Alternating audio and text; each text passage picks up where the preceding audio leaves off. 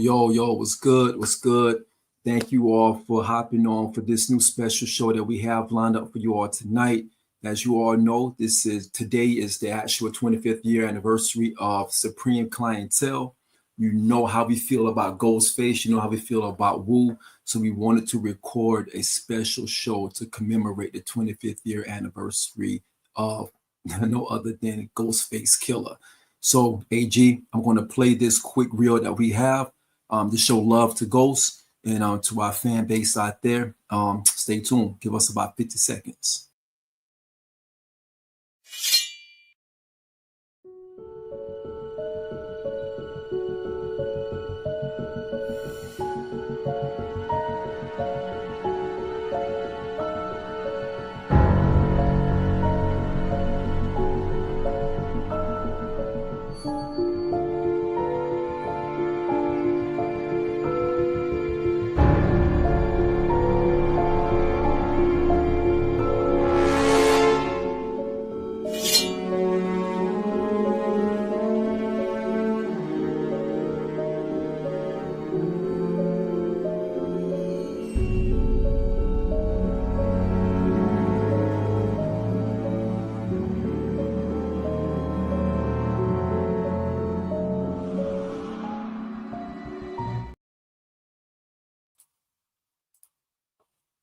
Yo, what's good? Sir. How you feeling out there on this beautiful Saturday? How you feeling? Chilling, laying like needles in the hospital. You like needles in the hospital. You know how we do. Yes, sir. Yes, sir. Yo, first of all, shout out to the family. Shout out to the team. Animal Thug Taj. Shout out to my man Cooper Velli. Coopac's back. Shout out to Mirror Music, Andrew in Mirror Music, the engineer behind the scenes. Shout out to Trife Boogie, Trife Diesel, aka the engineer of Hip Hop Talks as well. Shout out to LB. Shout out to L. Shout out to the whole team, our whole Discord channel, old Arrow, so many I can name. Shout out to all of you out there, Chief, everybody out there who rock with us and who show us love and we show love back. So shout out to everybody out there. Facts. Yo, man, I'm excited for this show, man. This is the one. It's funny because a year ago today, we did a very similar show on Station Head. Yep. And we played the music from Supreme Clientele on the 24th year anniversary. And we played a bunch of samples on there as well. We were doing the sample series. And it just so happens that we actually kicked the sample series off with Supreme Clientele. It's poetic, bro. I saw the tweet today. I'm like, yo, it's a year apart. You know what I mean? Right. So yeah, Stoop Stories are back. Full circle moment, man. We taking it back, man. Stoop Stories is something that was birthed under the Hip Hop Talk Station Head banner. You know what I mean? Now we bringing that to YouTube. So full circle moment, and it's dope. And what a better way to kick it off with paying homage to one of the greatest rap albums of all time, Supreme Clientele, turning 25 today. 25. Shout out to Ing. Ing was the one who actually was like, yo, y'all should call the Station Head show. Y'all should call it Stoop Stories. Shout out to Ing from Brooklyn. Shout out to Ing. Salute to Ing. Peace, Ing. So, yo, let's get to it, man. No doubt. Post Wu-Tang Forever. Talk to me, AG. Let's go. Man, the Wu was in a crazy time, man. Me and you, Sean, we're both diehard Wu-Tang fans, and I remember this era, man. We was, coming off of era of classic after classic, with the first run of solo LPs that fell into RZA's 5-year plan between 36 Chambers and Wu-Tang Forever. And, for the Clan, after that, after 97, it was like the honeymoon phase was over. You know what I mean? A lot of people went their separate ways and, did their own thing. Some of them didn't really tap back in with RZA. And, things were, I don't want to say they were in shambles, but it was different than the feeling we were used to feeling. You feel me? So I think that it made for an interesting climate for the Wu-Tang overall. And it was nothing short of rocky. You know what I mean? It was definitely a rocky time. Yeah, absolutely. Because I think you and I talked about this a long time ago, man. We was talking about how Wu-Tang Forever was like the finale. it felt like it was the finale of such an amazing run, because you're talking about, I related to the MCU. You're talking about Endgame and Infinity War, right? And once the hype to get up to Infinity War was so massive because you're bought in. You know, you're sold on everything the MCU is doing from the inception of, since the inception of Iron Man, the Incredible Hulk. Ironically, Iron Man. Iron Man, and it's ironically that was the thing that kicked it off. You know what I mean, for the MCU. So you're starting there, and now you kind of getting invested over the years in the MCU, and you get up to Thanos, right? You get up to Infinity War, and you get up to Endgame, and after that, you're like, what's next? How can you top such an amazing lead up to such a magnificent, movie? And that's how I looked at. I've always related that to Wu-Tang Forever, because you had Into the 36, which is like the Iron Man movie, right? It's kind of giving you an idea of who's who in the Wu-Tang cinematic universe, if you will. And everything was like a hit. Everything was a hit. It was like the precursor to another album to come. Everyone, solo run was amazing. Everything, was classic material. We're all bought in as fans. Into the Wu-Tang came out, 93? I'm 13, you 12. We grew up with this. We're 17, 16 now when Wu-Tang Forever come out. So you're talking about our most impressionable years as young teenagers, young adults, where we are living with this and breathing with this for some odd years. And now we hit the epic. We hit the zenith with Wu-Tang Forever. And I'm glad you mentioned that, man, because although I don't consider Wu-Tang Forever to be my favorite album of all time or the best album of all time, for my formative years, it was the most important. I feel like that album, it just sat with me the longest. You know what I'm saying? I was 16 when it came out, and I can't think of an album that I listened to more than that one, personally. And, I love the comparison and the analogy with, because I always look at double albums. Infinity War and Endgame was two sides of the same coin. You know what I mean? It's like an A side, B side kind of deal. And two long form movies, but if you put it together, they form a whole picture, because one can't be told without the other. And I looked at Wu-Tang Forever as that as well, like this one being the Infinity War, like rapid pace, hit you over the head, you know what I'm saying, just nonstop action. But then, you know what I'm saying, you get to this too, which is the second part of Forever, and it has a couple skips on there, but it's like in Endgame has a couple slow parts in the movie or whatever, but it still has that emotional part of it that, you know what I'm saying, really, pulls emotions out of you, like the song Impossible does on Wu-Tang Forever. The final battle scene does that to you in Endgame. You know what I mean? So, but they come together to form the same picture. So, but then we know what happened to Marvel after Endgame. You know what I mean? A lot of the releases after that were hit and miss. Some of them were dope, some of them weren't. And I think the same can be said of the Wu-Tang post Wu-Tang Forever and with the solo run that we had, because it definitely didn't look like the first solo run. So we get to break that down a little bit. Yes, sir. So let's do it. Let's break it down. Yeah. So before we talk about, people who are spinning the block on their solo efforts, let's talk about the second wave of solo debuts from the Wu-Tang, right?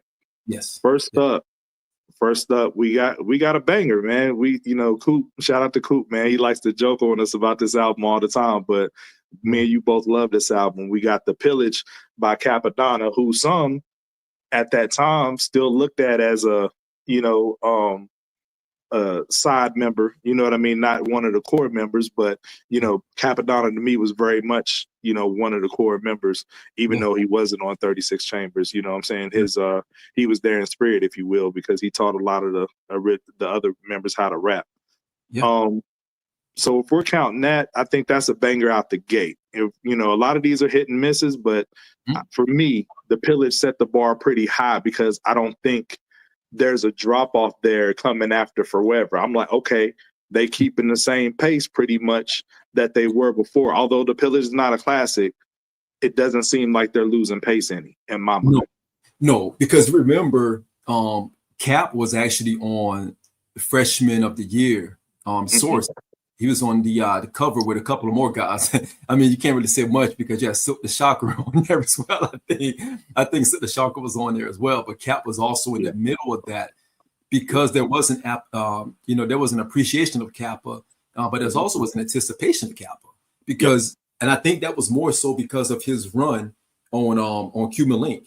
Kappa actually held his own on Cuban Link, and that's 95. 96, he even came back on the Iron Man album as a third feature, right? And was on the cover. I mean, that's saying they put him on the cover. Says a lot, right? I always wish that they would have did that again on the Pillage, because I thought in my mind back then, I thought like, okay, the Pillage, they're gonna have Ghost and Ray on the cover with Kappa, and I wonder if that would have happened, would it change the trajectory a little bit more?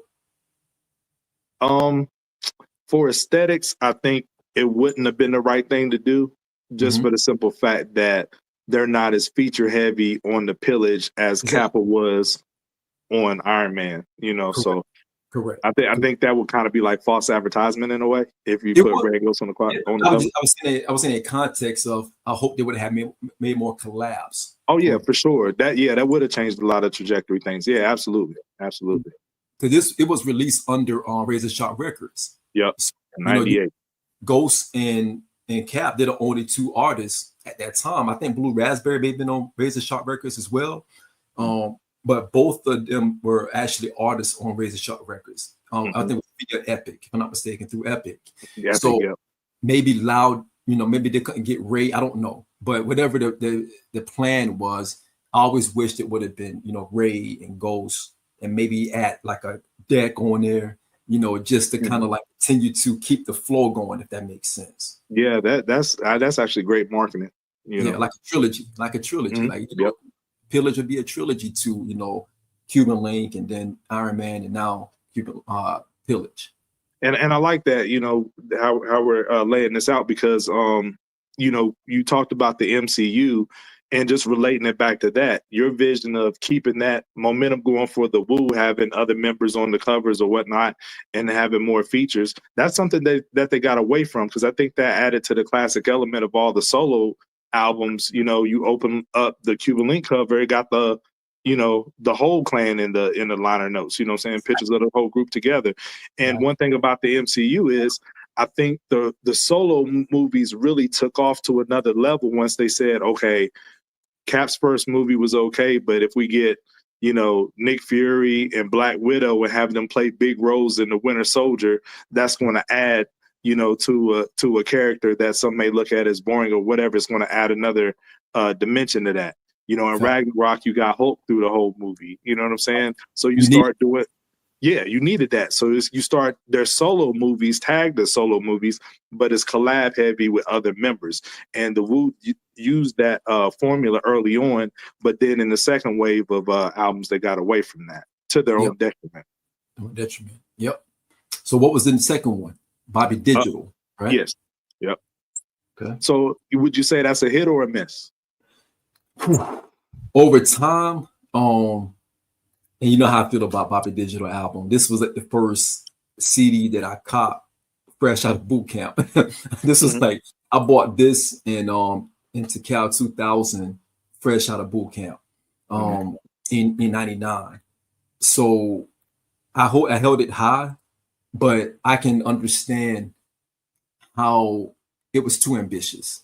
Yes. For the Wu fan, for the diehard Wu fan, right? Or for the core Wu fan, and also those they inherited, because Wu inherited a lot of fans after Wu-Tang Forever, because Wu-Tang Forever it was global. You're talking about a group that ended up capturing another audience by the time 5 million. I mean, come on, you're doing 1 million in a week in 98 or 97. Yep. You know what I'm saying? Like you got Triumph as your leading, joint, and it's like MTV premiere. Like this is like the most expensive video. You talking about $1 million in 97? At the time, it was the most expensive video ever shot. Yeah, $1 million in 97, and the video did not disappoint. The song did not disappoint, and it's called Triumph. So I can understand where again 98. you got RZA coming up with Bobby Digital, and it doesn't sound like traditional RZA. It doesn't sound like we went to RZA for certain things. We went to RZA for a heavy, where he was able to flip samples. You know what I'm saying? That's what we went to him for. His creativity in giving us a sample, flex. And he came with a different orchestra, original music. He was ahead of his time on Bobby Digital. A lot of people didn't appreciate that, but I did. I appreciated it. Yeah. You kind of saw hints of it in Wu-Tang Forever. You just kind of saw where he was probably going musically. But to answer your question, I can understand people not really gravitating to Bobby Digital. I still love Bobby Digital, personally. Yeah, I would have to say it's a miss, not because of the quality of the album, mainly because of what it was supposed to do. Did it achieve a certain objective to keep that flame going? You know what I mean? And I don't think it did in real time. I'm somebody who, that was the first core Wu member album that I didn't really like. And one of my homies swore by it, oddly enough, his name's Sean. And he's like, man, Bobby's in the future. Like, he was like, you got to catch up. You got to catch up. And I was just like, I mean, I just wasn't feeling it at the time. But, after about a year or so, it started to grow on me. But my mindset was waiting on The Cure. You know what I mean? Because he had promoted The Cure like so much around that time. And then Bobby Digital was so left of the sound that I was anticipating. I was anticipating a whole album full of tragedies. Yes. You know what I'm saying? That's a great point, because we heard Tragedy in '97, right after. Was it right after Wu-Tang Forever, or was it right before? Right before, because he mentioned Wu-Tang Forever on the Tragedy. Yeah. So he did. He mentioned it. That Wu-Tang Forever coming. Like, it was, and we was like, yo, if we're going to get that, and it's going to be The Cure, they're not stopping. Yeah. But he pivoted. He pivoted like crazy.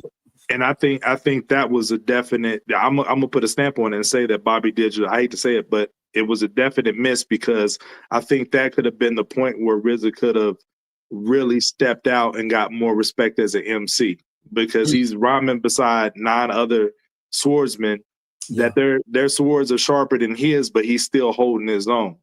And if we got an album like, what The Cure was supposed to be, with tragedy style records, I think he would have set himself apart. We love him for what he does for the Clan's production, but I think he would have set himself apart as an MC. And Bobby Digital didn't do that. We just thought like, yo, RZA's on some weird stuff right now. Ain't a weird bag. Facts. So what you have next?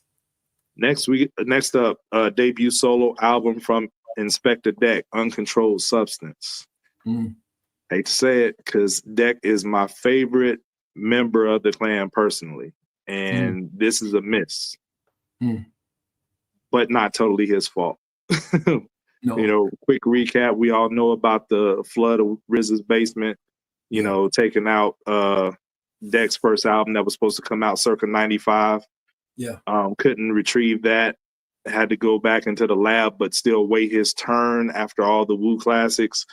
And ended up making this, which is heavily produced by himself. You know what I mean? Because RZA was busy doing stuff for the other members. It's a serviceable album. It's a good album in a lot of ways, underrated. But as far as keeping that flame going, I gotta say it's a miss. I agree. And again, for the Wu fan base that was inherited through the success of Wu-Tang Forever, and those who was, like you said, started with us since Into the 36, Uncontrolled Substance, and with Deck coming off one of the most amazing lyrical massacres, if you will, off of Wu-Tang Forever, right? Just setting the tone on Triumph and not letting it go. And just everything that he was doing. He even had the solo joint on there, The City, where he was on Wu-Tang Forever, right? So you kind of knew he was around the corner. And the anticipation was right there. It was right there. And unfortunately, I think soundscape-wise, I don't think we were ready to change the soundscape yet. I think 2 things happened to Deck. Because you're talking about an album that came out in, what was it, 99? When Deck came out? Music was changing a lot. Music changed a lot, because we started going into almost on the precipice of the super producer era, right? You had the loudness of Rough Riders at that time, right? and you had the Rockefeller sound that was starting to generate a little bit more buzz, right? Starting to get, Jay was coming, pause. He was like ascending at this time, the Rockefeller sound. You have Pharrell that was coming, up a little bit too. So you had a lot of different palettes happening at the same time. And this album, I think, and again, respectfully, I don't know if the direction of this album was fitting, and it shouldn't, Wu never fit in the first place. But I think because our ears were listening to Rough Riders and, Bad Boy at that time, everything was happening in live time. And this album was right in the middle of all of that. Yep. Everybody's musical palette was changing. It was changing. I don't think he had a strong lead single. And if we're being honest, and like I said, Deck is my favorite. You know what I mean? So, but I have to be honest about my favorites. Yeah. He functions better as a complimentary artist. Absolutely. Batting lead off on, the posse cuts with the whole crew. Constructing whole songs, I don't think he fares as well. You know what I mean? Yes. Because it's some dope songs on this album, but when we point to Deck's best verses of all time, they're usually pulled from Wu-Tang albums or features on other albums. Nobody ever pulls anything off his album. That's true. It's kind of disappointing. I think the joints that he had with, I'm trying to pull it up real quick, to your point, being not so much as a complimentary, but more so how he can thrive in the offense, if you will. Right. He had a joint on there with Master Killer. And I thought that joint to me was one of the better ones on there. Even Night Chamber with Killer Sin. And, Night Chamber is dope. Crazy. But he had Friction with Master Killer. And I thought they complemented each other very well, because Master Killer with the laid back flow, and he was kind of doing his thing, of course, and Deck with like the punching flow, right? I thought they balanced each other out, and I wonder if that should have, again, revisionist history, right? We can say all we want, hindsight being 2020. I just wonder if would have been dope if RZA would have found like the proper alignment for Deck.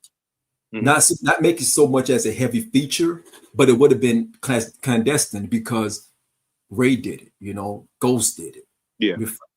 So it's kind of not fair. Like, if he would have had a heavy collaborative album, he would have been in his normal wheelhouse, because it's almost like a Wu album. Like if you put, 2 or 3 people on every Deck track and just make it collab heavy, he's in his normal wheelhouse, Exactly. So what you got next? From You God, his debut solo album, Golden Arms Redemption. And I'm gonna go ahead and say this was a miss. I'm a diehard Wu fan, so of course I can find songs on here that I like. But this might as well be classified as an underground album, because this album didn't make any noise when it came out. Nobody was checking for it, and a lot of people didn't even know it released. At this point, him and Master Killer was the only ones left that hadn't released solo projects. And You God is not one of the more popular members at any rate, but still, with that banner, it should have got, a little bit more assistance and a little bit more push. And I think it could have been a lot better, but I'm gonna go ahead and call it a miss. I agree. I think the promotion around Redemption, if I can remember correctly, it was during the time of Def Jam was releasing. Remember that that video game? Yes. I think it was Wu. They used the Rumble, right? They used the Rumble in that video game, and that was a big push. I think Golden Arms actually went golden. I think it went gold. I think the album actually went gold. I didn't know that. I didn't know that. I think he sold gold. Okay. Because again, you're talking about. I can double check. But I think he sold gold on Redemption. Redemption, it was, to your point, again, much respect and love to Golden Arms, man. But again, you're talking about a high complimentary voice amongst the clan. Golden Arms, booming voice, in your face rhymes, straight to the point rhymes, fits the aesthetic of the clan as a whole. Right, he gives you the aesthetic that you need to keep it connecting, to the ground, because everybody else is like going crazy in their own respect. Charisma with Meth, you know, punctuality with Ray and Ghost. You have these other elements, Jizza, high level lyricists, right? You know, Dirty, you know, flash and panache and style, all of these things. You need someone like a Master Killer, respectfully, and a you God to keep you connected, right? Yep. And he was a very strong connective tissue. Yeah, I looked at him like kind of like the Ben Wallace of the crew. You know what I'm saying? He ain't gonna put a lot of points on the board, but the dirty work, you know what I'm saying, get the rebounds, play defense or whatever. And he's one of the reasons why your team is winning, because you don't have to score the points. You know what I'm saying? Like, Exactly. you could be that kind of character, or Rodman or Ben Wallace type of cat. You help us win the game in a major way. Yeah, absolutely. Okay. So that's it of the second wave of debut solo albums, but also leading up to Supreme Clientele, we have people that's going into their sophomore albums, which we may consider them sophomore slumps. So first off on that, we got the star of the clan, Method Man with Takal 2000 Judgment Day. Yeah. Hit or miss, Sean? What do you got? Man, this again, I bought this album fresh out of boot camp. Along with Bobby Digital. And I remember listening to it in real time. I was torn because, again, when I went to boot camp, Wu-Tang was everything for me, every single thing. I'm going there for 3.5 to 4 months, and the world changed on me music-wise, but, my palette never changed. I was still, reciting, in my off time, and, when I had quiet time in boot camp, I'm still reciting Wu-Tang Forever. I'm still spitting lyrics to Meth and everything, right? Here in Takal 2000, I don't want to use the word underwhelming because I don't think that's what it really gave me. I think it gave me, I wanted more. That's right. Because again, Meth, he did shine on Wu-Tang Forever. It's hard, it would have been hard for any MC in any genre, in any era of hip hop to follow Deck off of Triumph. Yep. Meth is one of the maybe 5%, 2%, 3% that was able to follow up the proper way, right? Correct. No, I don't know one else can do that, honestly. Style points. He didn't out rap Deck, but the style points is there. Man, look, as the world turned to spread like germ. That's to go with the pestilence. The hard-headed never learn. He was going crazy. It was going crazy. And that's not easy to follow up behind Deck after Deck left that booth. So again, expectations. My expectation is like, okay, Meth, you're a star. Now that you're a superstar, got a Grammy under your belt, you had success with Cal, you're the first out the cannon, so here we go. Now it's time to gotta get it right. Gotta get it right. Man, for all the reasons you just stated, I'm gonna have to say it's a miss. I played this album heavily too. It came out my senior year of high school, and granted, part of the problem, it was too long, just too many tracks, too many skits, But if you look at the task that Method Man had in front of him, you know what I mean? Like, you just had one job, right? He was the first person out of the gate to release his solo album, Takal. And to your point, me and you talked behind the scenes, nobody really had a whole lot of bad things to say about Takal until the other solo albums, started to drop. Then it was like, okay, if this is the level, then, Takal is nowhere near the level of Cuban Links, Liquid Swords, Iron Man, those sorts of things. So, and it was in the same year as Illmatic and Ready to Die, which took all the, the critical acclaim in 94. Yeah. But so even if the first Takal, if we say that's underwhelming, you look at his feature performances on every other person's albums. Coop speaks to this a lot, as Method Man being arguably the greatest feature artist of all time. You look building up through his features, his performance on Wu-Tang Forever is a 10 out of 10. Immaculate, like perfect, flawless victory for, his group of verses on Forever. Facts. So the level of anticipation of what he could bring to the table is immensely high. In my opinion, could be even higher than the first time after Takal, or at least comparable. Absolutely. So And I think it's a little bit higher because now in my mind, I'm looking at it like, okay, bro, you get a do-over. Yep.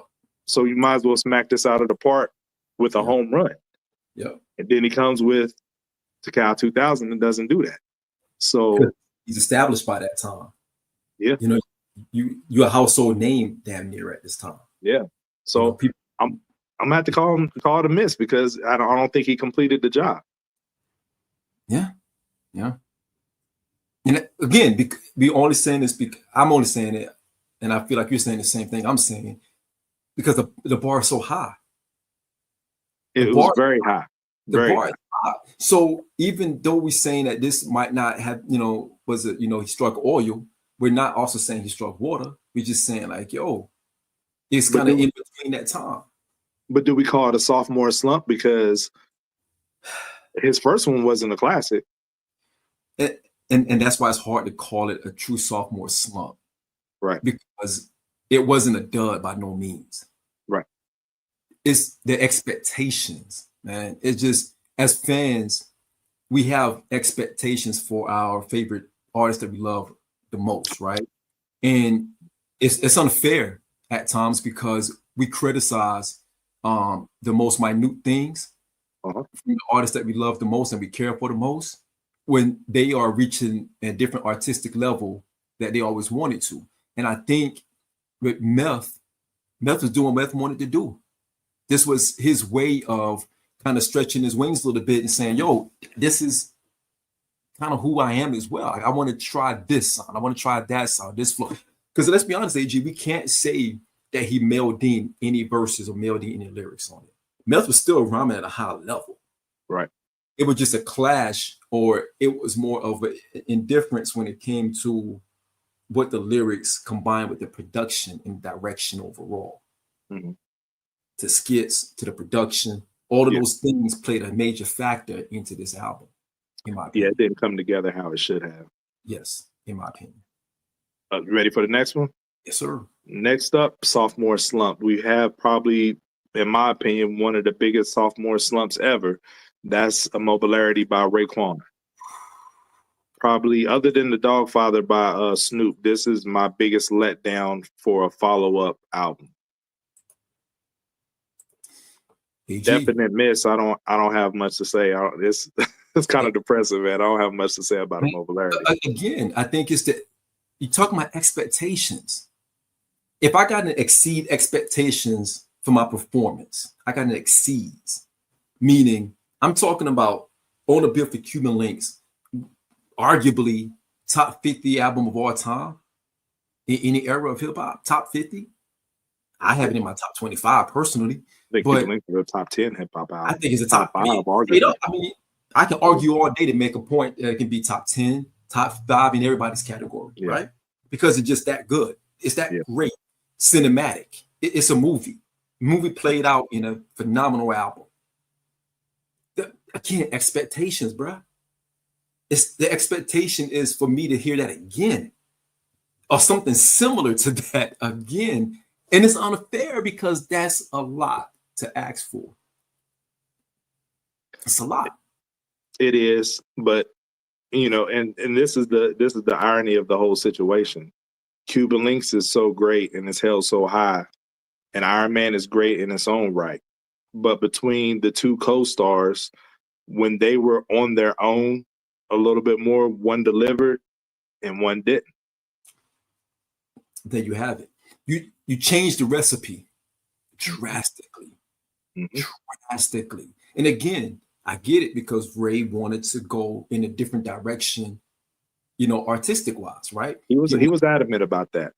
Yes, that was his biggest thing. After Wu-Tang Forever, that's what Ray talked about. Shout out to Shalal Raekwon. That's what he talked. And he also wanted to get his crew on too. He wanted to get Ice Water going, right? So there was a lot going on in that. And I told you and Coop, I listened to Immobilarity about a month ago again. And I'm like, it's not a bad album. Yeah, it is. It's not a bad album. I'm sorry, it's not a bad album. It just, again, you're talking about, you're comparing it to something amazing, which is a little bit of a generational album. You're comparing it to a generational album. So I personally do not think that it's a bad album. I think that it could not live up to the expectations of. I don't think that Cuban Link could live up to the expectations of. You back, AG? Okay, my bad. Yeah, I don't think it could the house phone was ringing. I don't think it could live up to the expectation of Cuban Link. Straight up. Yeah, we can move on. Yeah, man, disappointing. All right, now we got ODB with "End Please." Man, this is probably the toughest one for me to scale and judge, because it's definitely his first album. You know, Return to the 36 Chambers is a I think it's regarded as a classic, if not classic, borderline classic, right? To it, phenomenal album. This one, it was an enjoyable album, and I think, you know, from a commercial standpoint, "Dirty I Got Your Money" was a big hit. It's a huge hit, big hit. So I don't know if I can necessarily say this is a miss, but it was so. I don't think it did anything to progress the Wu brand at the time, if that makes sense. Makes perfect sense. In real time, I was indifferent about this album in real time, because again, I'm a Wu head, right? Right. I want to hear that Wu sound. No connective tissue. No connective tissue. This was no Wu sound. This was when Pharrell was the Neptunes, Pharrell, Chad and Pharrell, right? This Neptunes. So I wasn't gravitating to that sound just yet, because I felt like he was really, if we're going to talk about this, you know, Easter egg on some other stuff later on. But he was really, Neptunes were really huge for Nori, and it worked. But I don't think it worked, in my opinion. At that time, I didn't feel like it worked solely for Dirty. I didn't want to hear "I Got Your Money," but I understand the importance of that album. I understand how major that song was. Yeah. I understand it. I get it. It grew on me, pause. Right. But I didn't want to hear that. I wanted to hear more 36 chamber-ish type of music, you know? For him, it was good. For the group, is no connective tissue. It's like an offshoot. Once again, we'll bring it back to the MCU. The MCU, if it doesn't have appearances from other heroes from other franchises, it at least has a post-credit scene or something linking it to a bigger picture. It's that connective tissue. And I don't feel like this album, it's like an offshoot, like, you know, it's like a one-off, you know, that has nothing to do with anything else going on. That's how I felt this album was. Agreed 1,000%. Yeah. Okay. What's next? And next we got last for the sophomore albums, which is not a true sophomore album. It's Jizz's third album, actually, because Words from the Genius was his debut, and then but it's Beneath the Surface is his sophomore album under the Wu-Tang banner. So I think this is a very enjoyable album, but I'm gonna go ahead and say that this is a miss as well. Expectations, AG. You're talking about Liquid Swords. You're coming off the heels of Liquid Swords. The expectation is it's a lot. I'm saying expectations for a reason, because we're about to transition into how all of these things connect to Supreme Client, the road to Supreme Clients, if you will. The album wasn't bad. Just still, I'm at a high level, but you don't have that Wu aesthetic throughout the album. You don't have the things that made Liquid Swords that extra special, right? It's like, for me, like eating a burger and I can't put, or eating Chick-fil-A chicken sandwich and I don't put mayo on it. I can still eat the chicken sandwich without the mayo. It's plain, but that mayo kind of takes it to a different level, right? Personally, for me, right? That's how Liquid Swords. I go with the Polynesian sauce. You mix it up. Sometimes you put it on. You layer it. Right? You want to get it right. And that's how I looked at Beneath the Surface in comparison to Liquid Swords. Liquid Swords, you had the skits. When I was little, my father, you know what I mean? You had those joints that led into the song. Yeah, it made me buy the Liquid Swords made me buy the movie Shogun Assassin. Like, I was like, I gotta own that movie because of the skits. Yeah, because the skits were phenomenal. every skit that Wu was doing at that time, it just made so much sense. Mm-hmm. The skits here, you're talking about Y2K stuff at this point. You're talking about something totally different. It doesn't appeal to, for me, it was a hard transition, if you will, to that soundscape, what I was already looking forward to something else. Not saying it was bad, it was just that it pivoted. Right. So yeah. So looking at it between Forever and when Supreme Clientele dropped, we got 4 debut solo albums and 4 sophomore albums. So 8 Wu albums from core members totally. And we said 1 was a hit. Yep. And the other 7 were misses. Yes. So look at the state of the Wu going into Supreme Clientele. Yes. Kind of crazy. Crazy. The flag was flying half mast at this point. It really was. Respectfully. You know how I feel about Wu. So respectfully. Yeah, but I felt this way in real time as well. Yeah. You know, because I had to defend them a lot during this era. I'm in college. We having hip hop arguments every day. And it was hard to defend. It's tough. It was tough. And I was buying everything. GP Wu. Remember them? You know, I was buying Wu Syndicate, Killer Army. Love Killer Army. Big Killer Army fan. Love Killer Army. Shout out to Killer Army. Was supporting. And I'm glad you brought these albums up because and I don't want this to sound bad, but those albums like that, Killer Army's first 2 albums, was just as good or arguably better than the stuff that the core members was putting out. It was quality-wise. During this time frame. So they maintain that Wu-Tang aesthetic. Yes.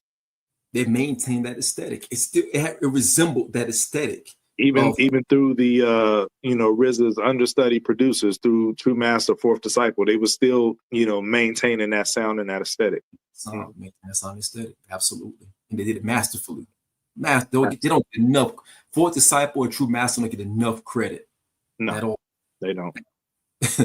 Mathematics neither, but we'll get to him later. Yes, sir. So now we just painted the picture of the state of Wu going into Supreme Clientele. We want to lay the foundation here. We're telling the story. So we want to lay a foundation here. So what's next?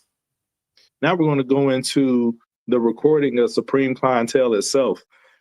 And this is something that spanned over, a 3-year span, like from 97 to 99. Sometimes classic albums take a while to bake, for whatever reason. They're not made, in a short amount of time. And Ghost, his journey to releasing Supreme Clientele is really unique and it's pretty fascinating. So I want to touch on that a little bit. Yeah. A lot of people may not know, but he's talked about it in a few interviews. During Iron Man, he was in a bad depressive state, dealing with his health. He was battling diabetes and he had an instance where he almost died from it, and he was, he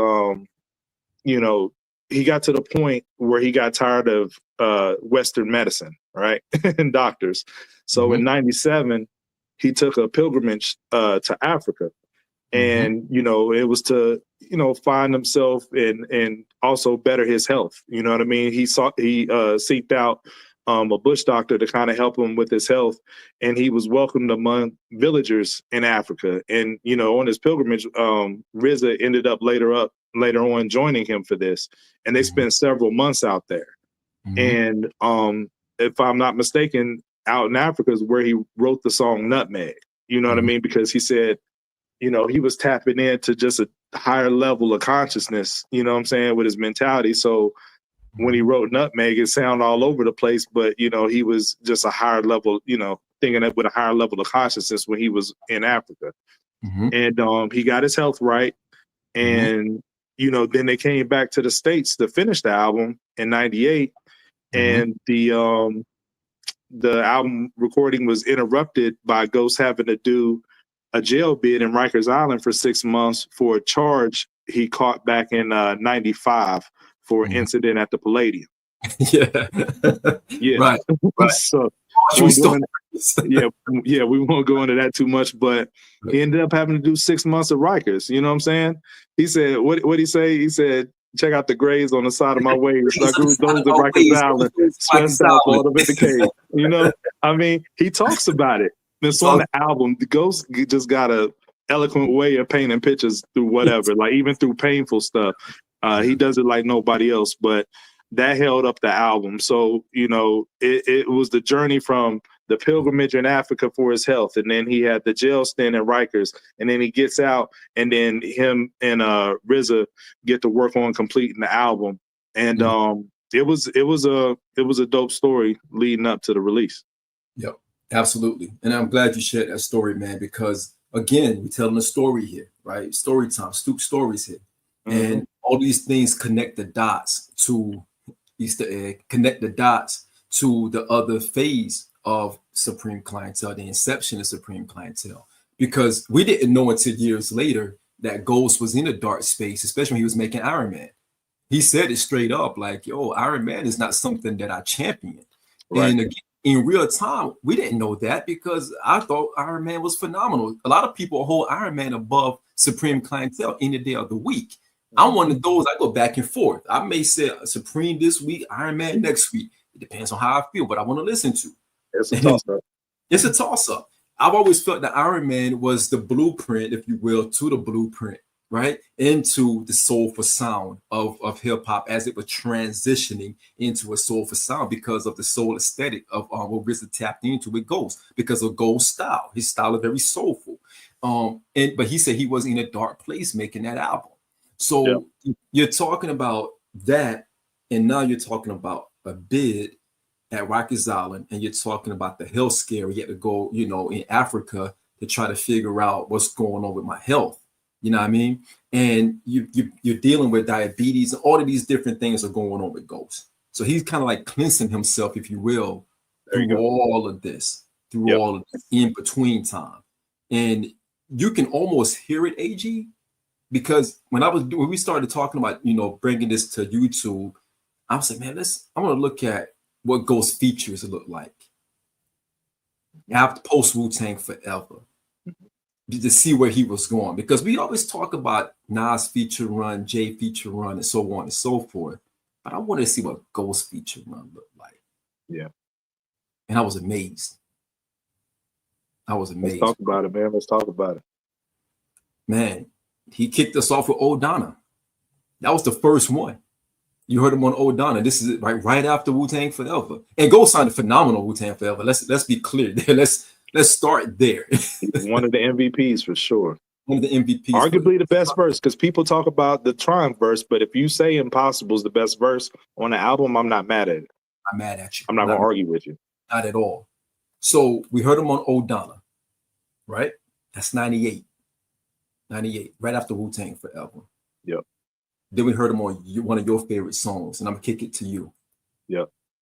Yeah, Cobra Clutch, man. Like, Ghost was just in his bag on this song, on the Swarm. And this Swarm is one of the most slept on compilation albums there is. Goodness. You know, I just think that because it wasn't a Wu-Tang group album, people slept on it. But this is one of the for sure highlights of the album. Like Cobra Clutch, you know, promoters don't want us in clubs because we spaz out. With their flags out, stay put in projects and recognize you looking at a lot's best. Like, yo, Ghost was going crazy. That song is amazing. And I think that was one of the main songs. Like the pocket and the vibe that he's on Cobra Clutch. Yeah. You can see how you get to Supreme Clientele. Yes. Because you're hearing him rap at a higher level. Yes. And he's just punching with, you know, more intensity than, you know, even before. And the bar work, every level is raised. All his sliders are going up on the rankings. In real time. Yes. Yeah. And Cobra Clutch, for me, you know what I'm saying? Because it's a feature because it's on a compilation now, but it's just him, right? Yes. So it's a solo record. Yes. That song in particular, with all the ones that we're going to, you know, run off, that sets the stage the most for Supreme. And it was the first time he mentioned Supreme.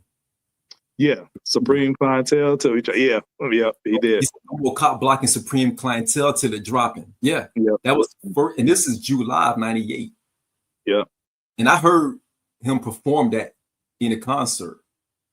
The crazy thing is, I heard majority of that album in concert in Sumter, South Carolina. Shout out to Sumter, my family in Sumter, South Carolina Exhibition Center. They had this concert called Master Killer's Homecoming. And Master Killer came and brought the Clan with him and Killer Army with him. And they were all performing a lot of different songs. This was, again, the zenith of Wu-Tang, right? This is 97. Right. But I don't know why we're gonna pause this moment, because I don't know when I tell you that some artists came to West Virginia and they killed it. There, no, you say I'm capping and nobody came to West Virginia for real, but you say somebody came to the whole Wu came to South Carolina. All of a sudden, it's the truth. Google something to South Carolina. Shout out to John Morant. My uncle coached John Morant in high school. Shout out to Walter Ray Allen, one of the best three-pointers shooters in the world. Shout out to Ray. I played ball with Ray. His sisters. Google Beckley, West Virginia. You get me, I'll pop up there because I'm the representative. Never representative. Shout out to Joe Budden. Joe goes to something all the time. He always talks about it. He's always his family, his cousins out there. You know what I mean? So yeah, they call it something. I'm gonna get into that tangent, but something is crazy. They call it Merc City. Name of Merc City. but nah, yeah, they came to something and did a exhibition center concert, and that's a deep cut to pull out at a concert. Deep cut because he did that and left. He did it and left. Like that was it. He just came. Yeah. Again, this is my first time seeing Wu in concert. Yeah, I'm going nuts. So I got the Wu-Tang. I got a silver Wu-Tang chain on. Like going nuts. So, but yeah, that is one of those. Beats crazy. Crazy. And the way he come on the track, bitch. Crazy. Speaking of Swarm, he also did justice on 97 Mentality with Kappa. And Kappa went crazy on that too. Let me say that. Kappa went crazy on 97 Mentality. But Ghost provided a very well composed hook. And he repeated it, and it was dope. Straight up, took the song over the top. And that was supposed to be on the Pillage. It was actually released in Europe on the Europe copy of the Pillage, but they ended up releasing it as a single on one of the singles on the Swarm joint. Yeah, I just learned that. I didn't know it was supposed to be on the Pillage, so that was new information for me. So check mark. That's why I'm here. That's why I'm here. Here for support. Here for support. RZA, we heard him again on Windpipe. Him, RZA, and Dirty, the Belly soundtrack. Love this record. And this was November 3rd, 1998. Heard him on that. Then we heard him again, November 10th, 1998. You heard him on the Pete Rock joint, The Game. And again, you're talking about 2 weeks apart, right?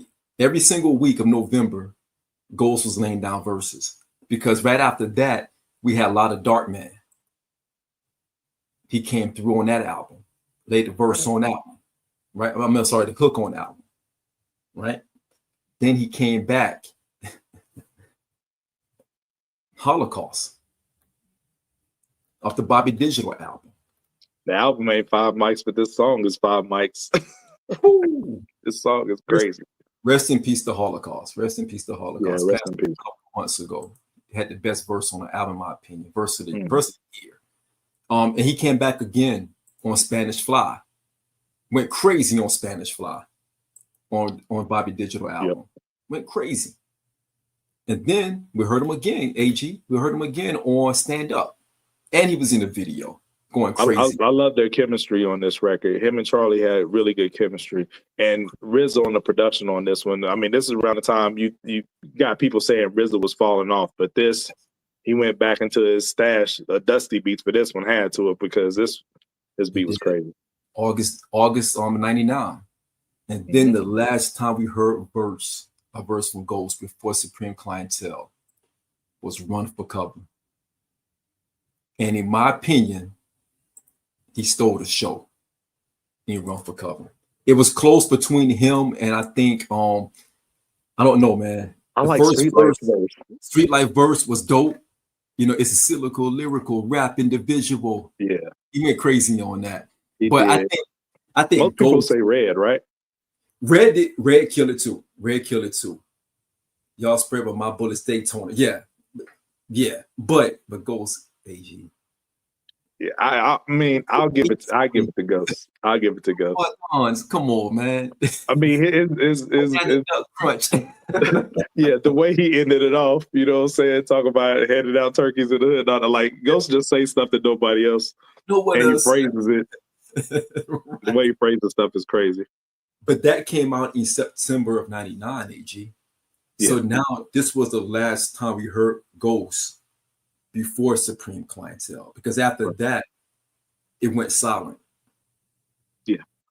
Right. And now that was the road to Supreme Clientele. So we here now. Continue to walk with us like Dorothy. What is like Dorothy? So the Supreme Clientele, kick us off, bro. Hey, classic album, man. Just out the gate. 5 mics if I've ever heard one. And I like what you alluded to earlier about, you know, Jay-Z's The Blueprint and so forth, and being so soulful, but kind of ghosting that sound with Iron Man and Supreme kind of laid the foundation for that sound, so to speak, laid the blueprint. And these are not all my bars, but I'm gonna expand on it. I've heard people say, if you as well, if Dirty is the heart of the Wu, then Ghost is the soul, you know. And they expand it further, Riz is the brain, and Method Man's the face, you know, most recognizable. You know what I mean? Mm-hmm. But out of all the Wu members that exhibited their role, Ghost always kept his role intact to being the soul of the clan. And it's evident here on this album. This album is flawless. It's a perfect, you know, shout out to Coop. He always talks about the end-to-end player. I don't personally think it has any skips. And it's an experience. You know what I mean? We talk about like albums playing out like movies and, you know, cohesiveness, and this is that, you know. And my biggest takeaway before I pass it back to you is, even though it's a lot of features on this album, it's a true solo album by definition. Mm-hmm. He lived up to his expectations where Raekwon didn't. And that's no shade to Raekwon, but their first solo efforts, they were paired with one another, you know, pretty much collab albums. Let's call it what it is, because they're on just about every track on each other's albums. Yes. But when it was time for Ray to deliver a true solo album, and he didn't do it. But when Ghost got up to bat with Supreme, not only did he delivered one of the best offerings of the clan, period. Yes. And I think that for me, that was the biggest takeaway from this album and the most impressive thing about this album. Absolutely, AG. Absolutely. We just talked about post Wu-Tang Forever. We talked about some of the misses from the solo catalogs, right? We talked about just how much Wu-Tang legacy rested on Ghost's shoulders with this album. Mm-hmm. And in real time, I don't think we could understand the gravity of that and how impactful this album had to be to continue to keep that flag going. Because, you know, this is Ghost. You got to hit with this one. You got to hit with this one. And not only that, it got to translate real. You can't just hit with it. It has to translate and bring back the Wu audience. Mm-hmm. And he did it in such a Ghostface fashion because he didn't have RZA at the helm for every single song production-wise. Mm-hmm. And we talked about the road to this, right? We talked about the feature run leading up to this. We talked about that gap in time where he was kind of ramping up again to come out, right? And you can hear it in his voice. And we talk about how important an MC's voice is to an album. Big time. I felt like Supreme Clientele was the best display of Ghost's voice in his catalog. Best version of him, yes. I hadn't thought about that, but I 100% agree. It's the best version of him because he kicks it off by saying, "We got the weed gate waiting for Jake." 8 ravioli bags, 3 thirsty fiends, the other belly ache.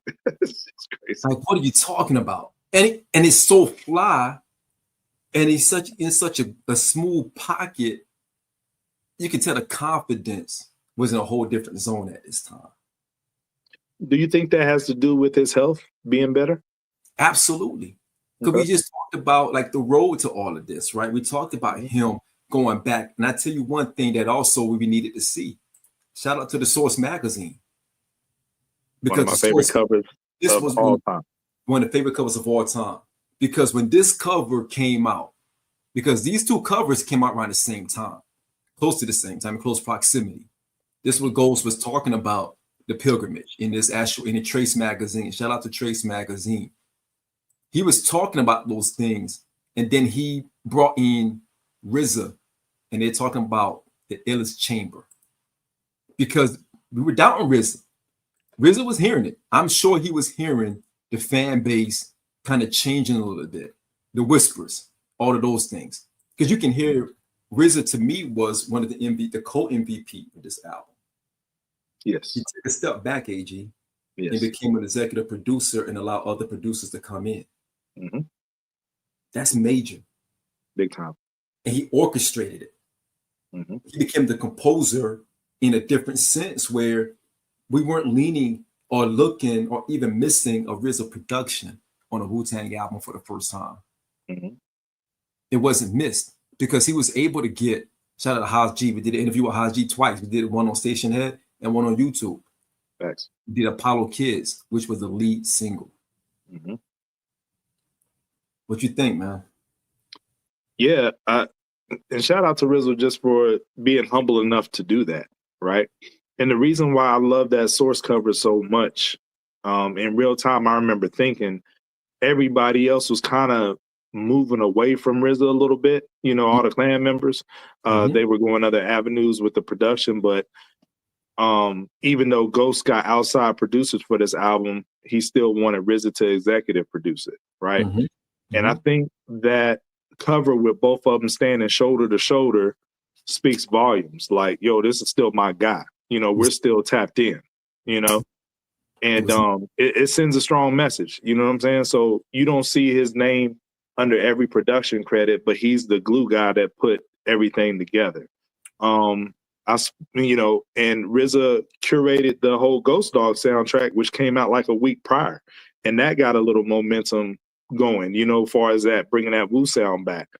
Mm-hmm. And I mentioned the cohesiveness of Supreme Clientele.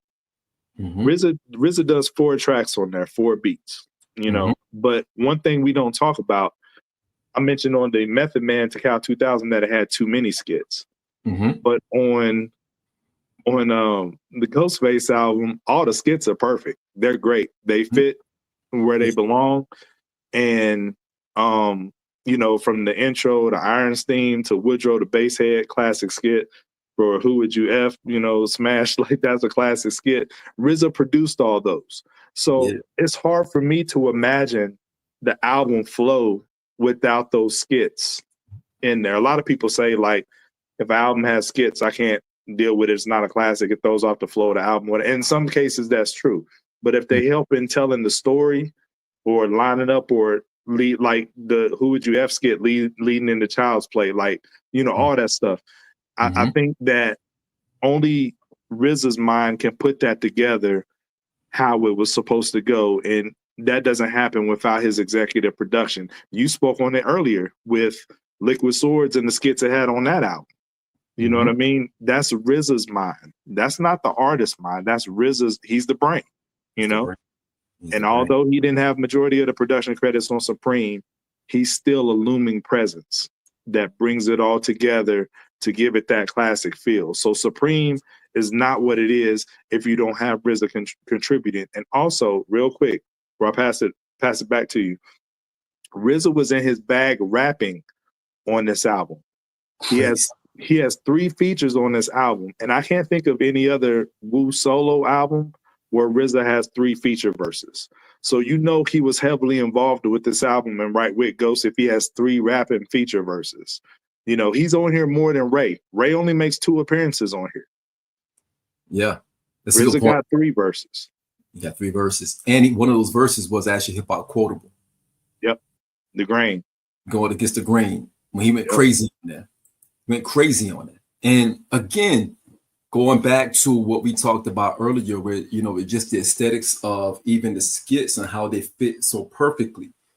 Think about what Ghost was going. We just talked about it, what he was going through health wise. Think about that. Think about the attention to detail on an Iron Man skits that he was using. Mhm. Think about from that. From the cartoon. Yeah, Cartoon. What was Iron Man going through? right. He was going, because in the skits he was talking about it, like as Iron Man tried to how you say, as Iron Man tried to get his injured beat heart back on beat. Yeah, he was That going was through health issues. He was going through health issues because they was pulling that from the Demon in the Bottle series of the Iron Man comics. Mm-hmm. So he was putting that soundbite into a skit, and it fit so nicely. Mm-hmm. Even you talking about Woodrow the crackhead. I love that, man. One of the best skits I've ever heard. I got a nickel-plated 380. I yell up to my old lady, Susie, throw it out the window. Susie, come on, Dro. Like, don't disrespect my gate, guy. I love you, man. Don't disrespect my gate. We said, don't disrespect my gate. I used to always say that too. Don't disrespect my gate, man. It was just so many quotables, man. Like where he says, in college I lived on the 4th floor of our dormitory, and we said, where he says, I studied under Bruce Lee. He was on the 4th, I was on the 3rd. Like one of my homies lived on the 3rd floor. He was like, yo, I studied under Adriel. He was on the 4th. I was on the 3rd. It's so many to pull from this album, because again, you can hear how vibrant Ghost was in this album. Mm-hmm. And let's talk about the beats. Let's just kind of walk through, if we will, right? You talk about the grain. You're talking about Buck 50, Stroke of Death, and Child's Play, right? Yep. And the skits for RZA. Let's start with Stroke of Death. Love it. How did you do that? I read, RZA in the interview saying that beat was created on accident. Yeah. Something happened that made the record, the needle jump and the skip on the sample. Mm-hmm. And then I think it was RZA and Superb, rest in peace. I think, it was talking about, and they was like, yo, that's crazy. Like, let's keep that. You know what I mean? And like, that's how that beat was formatted. And it's so unorthodox. And we'll come back to it later on. But yeah, I just love that beat, man. You know what I'm saying? It was created organic on accident. Because it was that beat, and I'm gonna post this tonight, matter of fact, because we did the sample series, of course. So we got the samples and we got the songs. That beat was actually, I had it right here. It was Ain't No Sunshine by Willis Jackson. Mm-hmm. Yep. And to your point, like, you got to hear it almost like he probably orchestrated it by accident to pull it from that, which is crazy. And it sounds crazy. And Ghost went bonkers on that joint. Meet the Black Boy George, dusted on my honeymoon. Like, yo, I used to rap that to my Wiz back in the day. Like, I used to sing that verse all the time, like, just to have a laugh, because she thought that was one of the best verses that she ever heard. I think RZA got him on that, though. I'm not gonna hold you. I think RZA got him on that. I think it's the tie, bro. I think it's the tie. I mean, it was close for crazy. They just think that I'm Dominican / half Indian. Come mustache drop to my chinny chin. Only Ghostface can say that. Like, listen to me. Only he can say that. Yep. But we talk about the production credits and RZA being flawless on the production. But you said this before we got on, and you talked about Nutmeg and the producer's Black Mozart. Right? We talk about one, Juju from the Beatnuts. Yep. Think about this, AG. Listen to underrated. We got Carlos 6 July Brody. Now he was doing some great things. He was in the early to mid 90s, right? But he got Saturday Night. You got the Blacksmiths doing Ghost Dini. Shout out to Haas G. We talked about Apollo Kids. Yep. We got Mathematics on Mighty Healthy, which is one of your favorite joints. Every time I hear that beat, I want to freestyle it, man. That's a perfect, like, you Ridiculous. just break beats, man. Ridiculous. That's perfect. Ridiculous. We got Deck, the Deck verse that was actually on Uncontrolled Substance. Stay True. Yes. And the He Chef's produced Kiss. it, yeah. The Chef's Kiss is 60-second Assassin, AG. Yes. This was rough out here. The crack game came and had his share. Yep. What is a man to do? Yeah, that's very hard. 60-second Assassin on here. But Yeah. those who are really true Wu heads know who he is. I mean, Facts. from the Sons of Man. So you got that going on, AG. I think that's a RZA call, by the way. Like I said, he's the brain. But you know, again, thinking back to that time, remember we was reading things in print, and Ghost was saying how Sons of Man was spending a lot of time when he was in the hospital. Mm. And I remember he was saying that because even if you go back to We Made It, about the features on We Made It, yep, Sons of Man, yep, he was saying how they were with him in a hospital when he was going through those things. Makes but sense. It's all connected, right? You got Mathematics on Wu Bango 101. You got Carlos 6th of July Brodus on We Made It. You got True the Specialist on Malcolm, and Carlos Best on Sure Says La Ghost. It's the antithesis of what you talked about earlier, the super producer era, where you get all these big name producers. Bingo. And you just listed off everybody that contributed to a classic album with RZA as the executive producer, and the end result is still better than a lot of these super producers coming together to craft the album, you know? Facts. Because it gave the audience, the fan base, what they really needed and what they wanted. Right? It's almost like saying, again, we go back to the MCU and we say how it was a drop-off after, Endgame. Now you come back with Deadpool and Wolverine. You're giving the audience what they want. You got Wolverine. That's a good comparison. It's that level. Yeah. You that level. You got Wolverine in the iconic, suit. Right? You got him in the other iconic suit going up against the Hulk. A sneak preview to that. You're giving the fan base what they were asking for. We didn't look, we like She-Hulk, I guess. We didn't ask for She-Hulk to be twerking. We didn't want that. that shit was trash. That was trash. We didn't want that. Come on, MCU. You know what I mean? We didn't want the things that you was trying to go and explore, right? And again, much love to Wu, but we didn't want Ray to give us immobility. We wanted Ray to give us another version of Cuban Link Part 2, honestly. Right. And Ghost gave us him in all his splendor. That's a hard line to toe.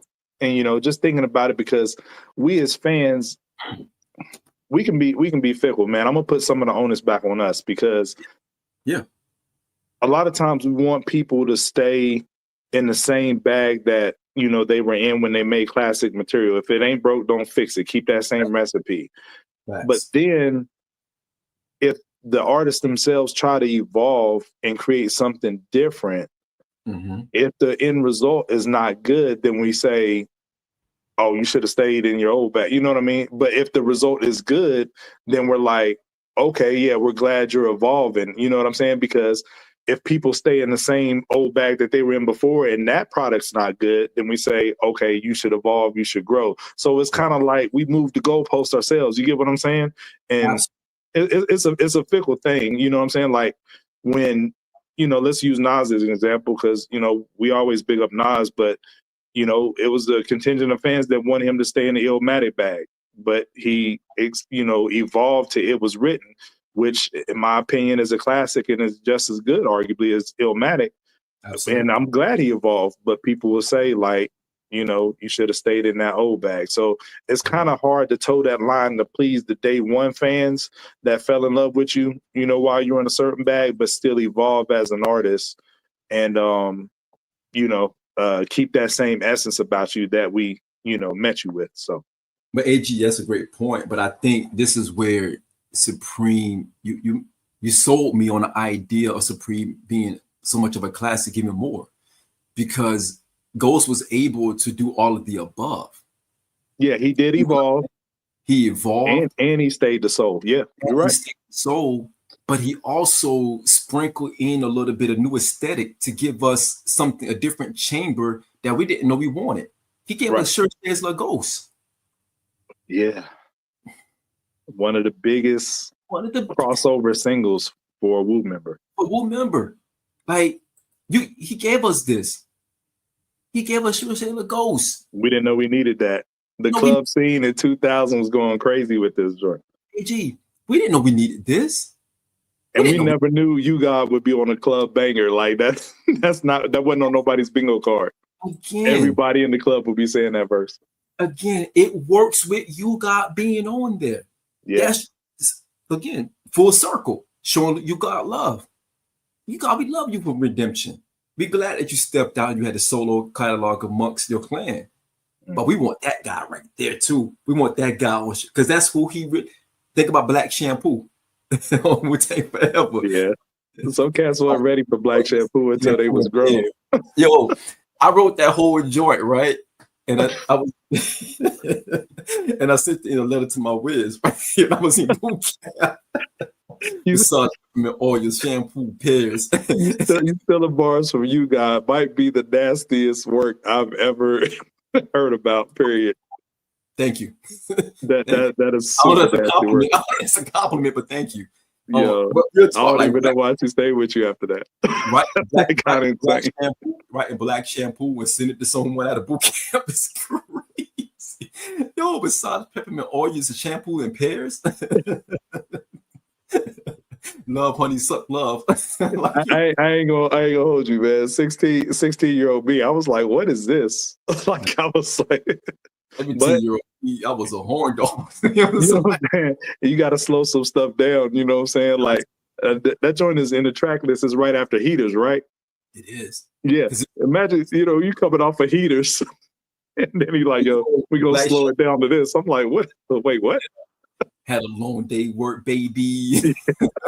That's how he started off. Yeah, I didn't even appreciate that joint till later on, but it was necessary. But yeah, you get that version of a different version of You God on Church Dance La Ghost. Yeah. So you're giving us things that we didn't think we needed, and we enjoyed it, and we loved it, and we hold it high. But you end the album with Wu Bango 101. You took us back to the roots. Yep. Everybody brought their A game. To advance, digi stance, make the CD enhance, and move with the speed and strength of hands. This is just kicking us off. What are you're checking every box that you guys probably was hearing. RZA probably heard that he was falling off production-wise. And he probably heard the whispers, because Ray did say that RZA was rhyming too much on Wu-Tang Forever. Remember in those interviews, Ray was like, RZA, rhyming too much on Wu-Tang Forever. Yeah, RZA was trying to get in his lyrical bag on that album. He was on one. So now you got RZA giving you A+ performance on a mic, production, and orchestrating, producing like the collective of, I don't want to say no name producers, but not the bigger name producers, if you will, the well-known producers. Right. And and people don't realize executive producer, what that entails a lot of times, because sometimes, let's be real, around this time it was getting heavily popular, with technology and the internet. Cats wasn't having to tap in and do studio sessions with you anymore. You could just send beats. So don't get it twisted. Like, a lot of these people probably just sent beats to Ghost, and RZA maybe put elements in them or did certain things to them to really make them as robust as what they were sounding. You know what I mean? And, however you chop them up and sequence, the beats to come to the, hook portion or the, the breakdowns or whatever. A lot of that is executive producer stuff, man. Like, AG, it's the very thing that we give Dr. Dre so much love for. Right. It's the very thing we champion Dr. Dre for, bro.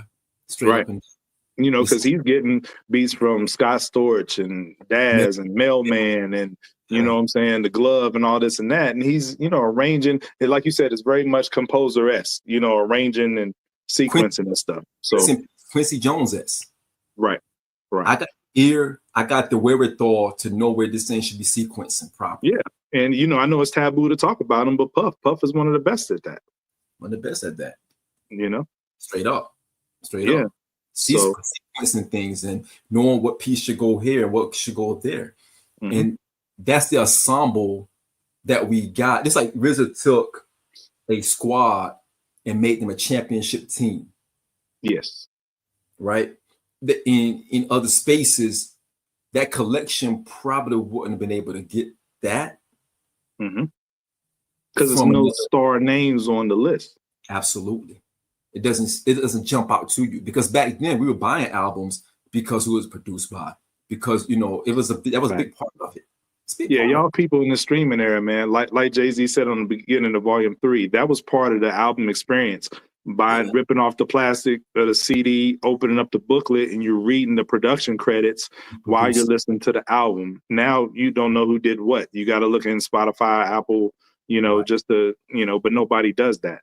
That was part of the listening experience. But I brought up you got kind of being like a Ben Wallace type figure earlier. Like you said about the production roster, that's like that championship Pistons team that had Rip Hamilton, Chauncey Billups, Rasheed, Ben, Tayshaun Prince. None of them names is like major superstars that jump out at you, but they had the right recipe to make a championship run. It all meshed well. It all meshed well. There was not a superstar. It was just the proper synergy. It was all symbiotic. And that's what this album comes off as, a very symbiotic, closely knit album, where RZA was at the center of that, which is why I gave him the MVP of this album. He was the coach. He was the coach. Doesn't get enough credit for that at all. At all. So, man, where do we go from here? Oh, yeah. So next we're going to, we talked about RZA's role. Oh, yeah, Ghost himself. Let's talk about his ascension, in the ranks of Wu-Tang Clan, so let's start at the genesis of everything. Ironically enough, Ghost is the first voice that we hear on 36 Chambers. Facts. But, and shout out to Coop again, I think he mentioned it on a couple shows. I don't think Ghostface was in people's top 5 in the Clan. If so, he was 5th when 36 Chambers was out, right?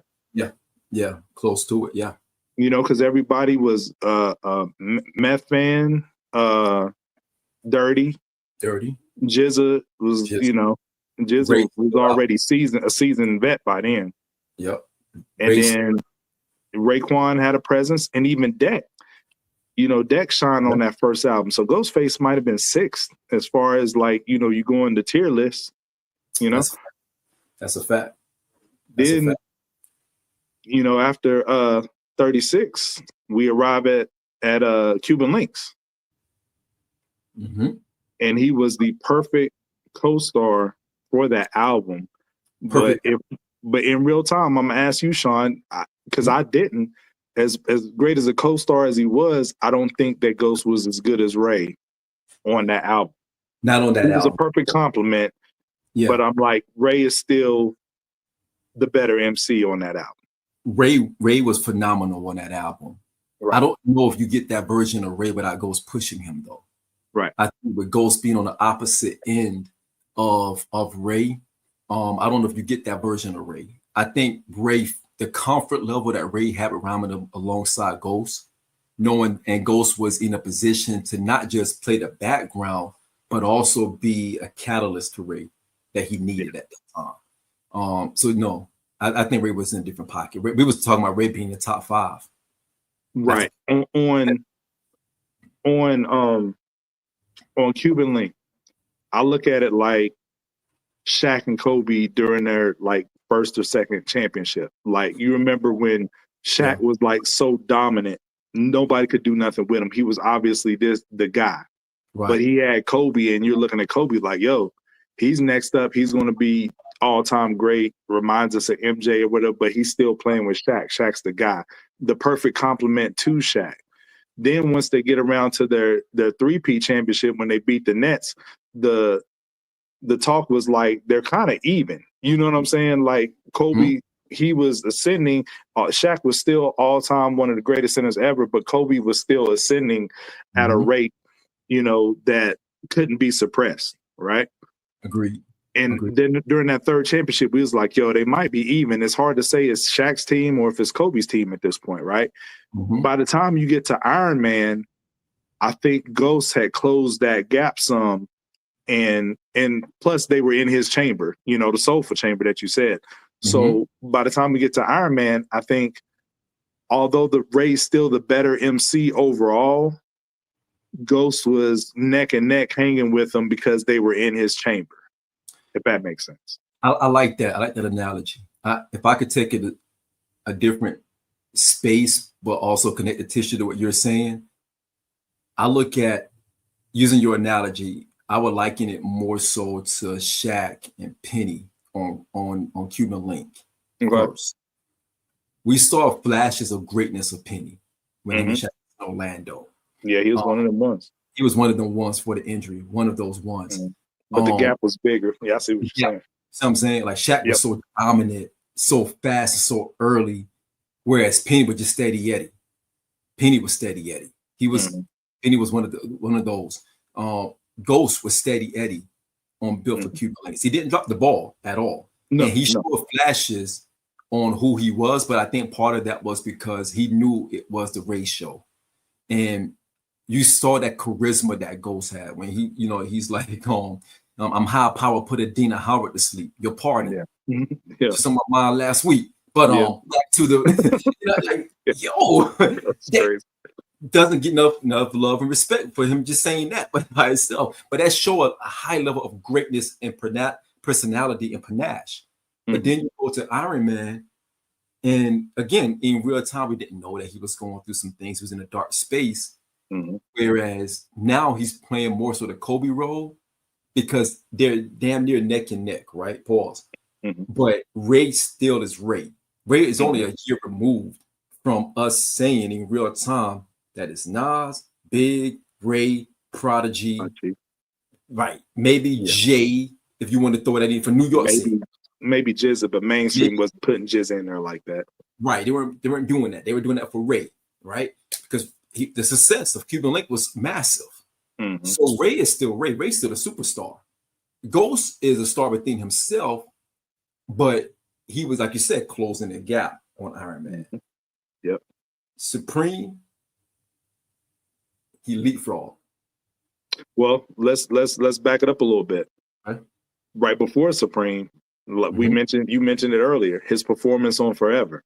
You know, if we're talking about the best, you know, few performances, I think is Deck, you know, and Deck was hungry. Let's not get it twisted. You know what I'm saying? Because he didn't get his solo album. So if I'm giving out an MVP, I'm saying it's definitely Deck. You got Ray, who's on like majority of the tracks going crazy. Ghost is right there with him, and then Method Man. Those four are the driving force on Forever. And Ghost, it was still like a steady ascension. You know what I mean? So it was like every time we heard Ghost, it was a level up from the previous. Cuban Links was a level up from 36. Iron Man was a level up from Cuban Links. Forever was a level up from Iron Man. And then that brings us to the feature run that you alluded to earlier. And then you get Supreme. A constant trending upward the whole time. Quietly, right under our noses. Everything that he's saying, from, like you said, standout verse and Impossible, reaching into an emotional bag that we got from him, right? We saw flashes of it in Iron Man, because you go back and you think about Motherless Child, right? You go back and think about All I Got Is You. All I Got Is You is the first really hip hop song that I played for my mother when I got that album, when she allowed me to get the cassette. Then she allowed me to get this cassette. She like, why are you listening to that stuff? I'm like, here's why. And I play All I Got Is You. My mom is a big fan, you know, big Jackson 5 fan, right? And I'm like, yo, this is why. And that song, All I Got Is You, made Ghost number 2 to me. My personal Behind who? behind Nas. Oh, okay. I thought you meant in the clan. Okay. I'm Sorry. saying number 2 all time. Got you. Okay. Yep. Before even I seen it. I seen it like I seen it 27 before is Venus. the sun. I seen it. but nah, that song made me I felt like he was number 2 in my personal, hip hop pantheon, right behind Nas. Right, right. And then for the clan, after Supreme, I think for both of us, that put him at the top. Like I stated earlier, Deck will always and forever be my favorite. But being objective, Ghost was the best. Definitely. He delivered, and beyond Supreme, we're here highlighting everything leading up to Supreme and Supreme itself. But what he delivered on Supreme, he kept that up. Kept it up. Which every other clan member had difficulty keeping up with what they proceeded with. He's been the most consistent. Easily.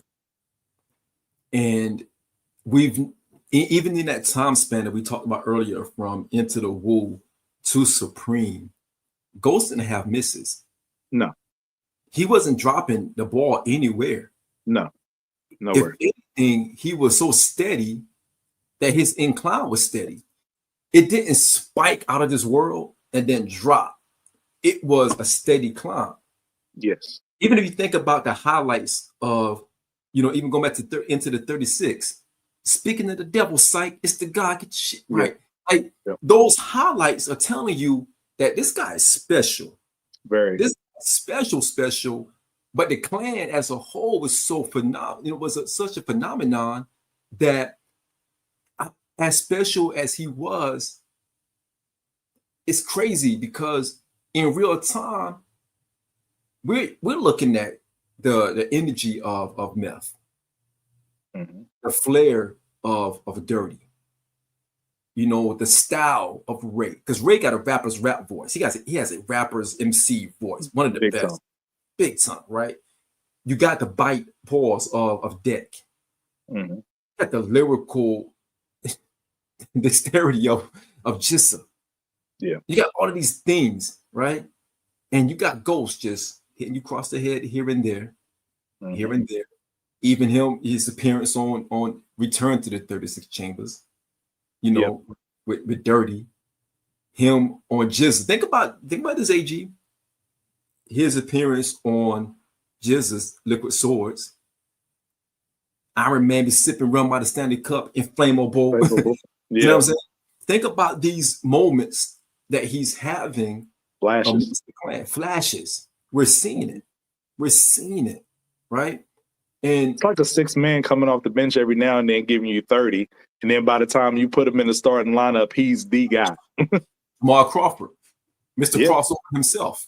Can give you 30. Give you 30 any night. Yeah. Give you 30. You look at Brunson's trajectory. You know what I'm saying? He wasn't the guy to start out with. You know what I'm saying? And look where he's at now. So Ghost, and we talk behind the scenes a lot, man. Like Ghost's solo catalog by itself can very well put him in a top 10 discussion, top 10 talk all time. I personally don't have Ghost in my top 10, but that's because I got weird rules. Like my solo top 10, I love Wu so much. It's like, picking a favorite, child for me between my two children. So like I said, Dex my favorite, but Ghost the best, but I won't put any of them in my top 10 solo MCs because to me as a whole, the sum is greater. The whole is greater than the sum of its parts. So I just won't do that. But being objective, if any MC deserves to be in the top 10 from the Wu, is Ghost, because you got a solo catalog that stands alone and could be argued. Then you got his involvement in the classic Wu albums, his contributions there. And then you got his contributions to Cuban Link, one of the greatest albums of all time. I'm not mad if somebody even considers that a collab album, more so than a solo album. And then you take into account his features. Ghost has one of the best overall catalogs in hip hop history. Absolutely. And AG, Supreme might be the pinnacle of that.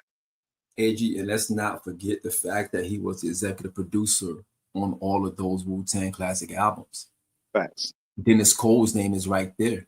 Yes. Dennis Cole is executive producer on every last one of those. That's for a reason. That means this guy has an ear for what it should sound like aesthetic wise. He has an ear for it. Yeah.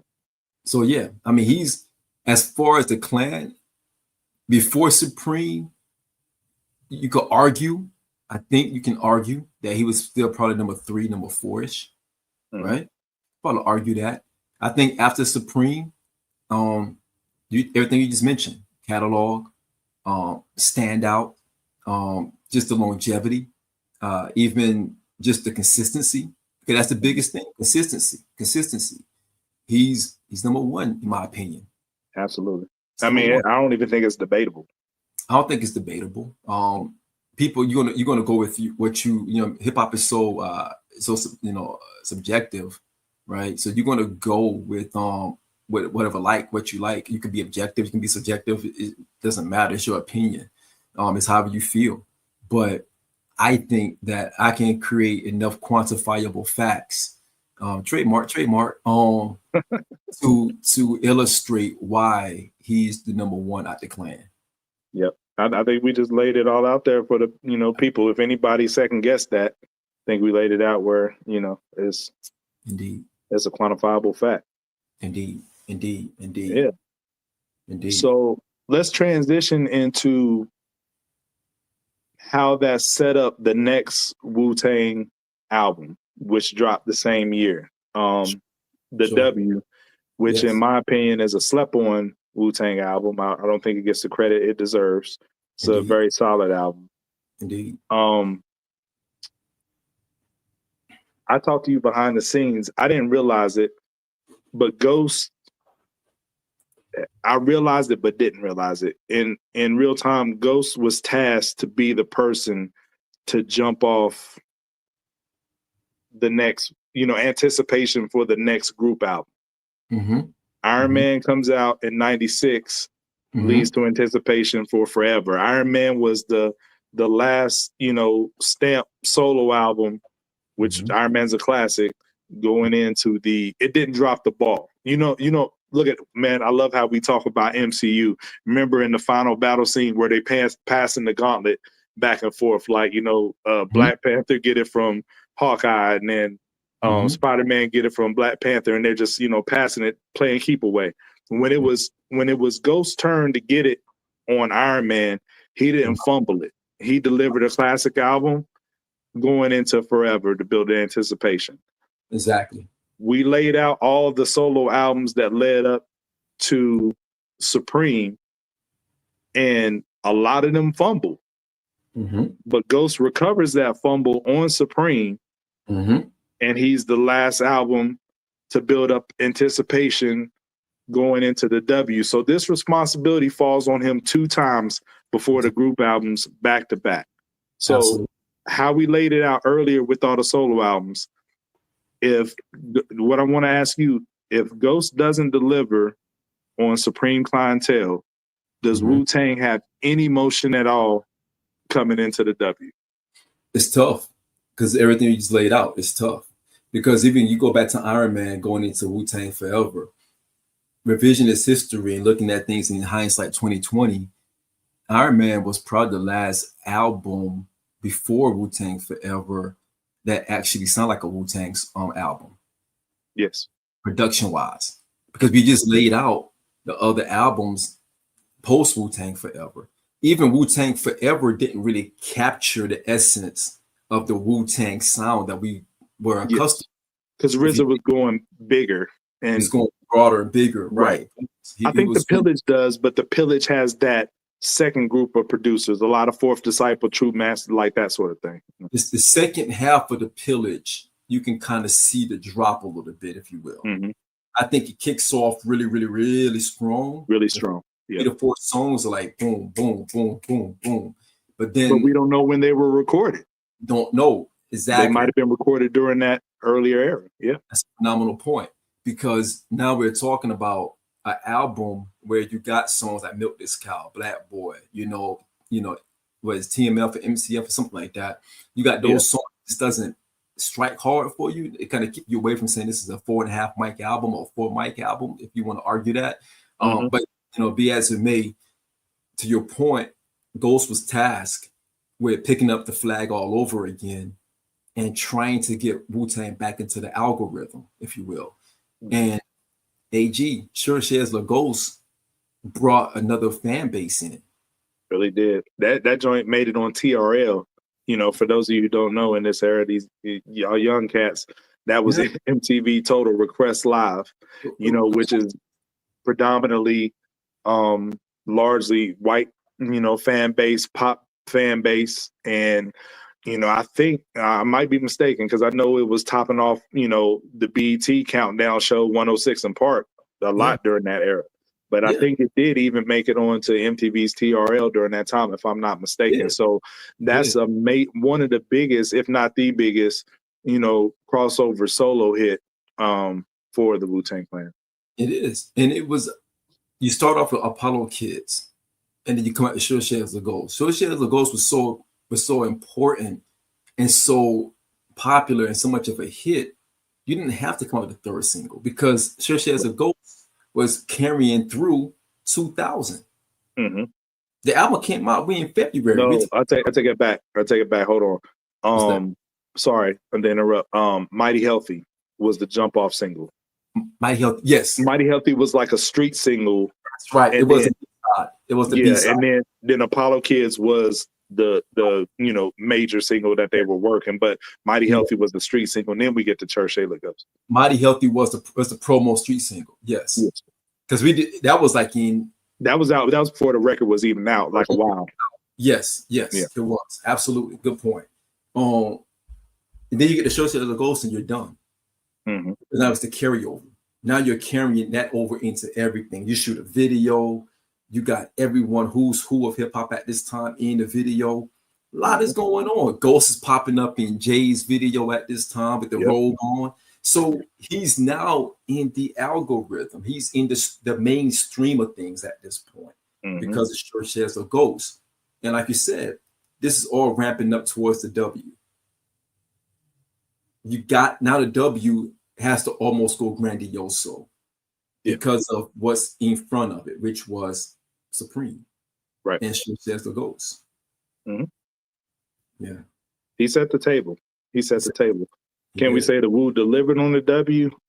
It's not the album Supreme is, but I'm not going to hold that against it because it's hard it's just really difficult to bring all those personalities together and although they did it before, but to make a great cohesive project, especially when you're missing somebody like Dirty and he has to phone in a verse from prison. You know what I mean? So, it's definitely not Supreme, but I think the W is a slept-on album, and it's their third best. I think it's kind of in order, of releasing.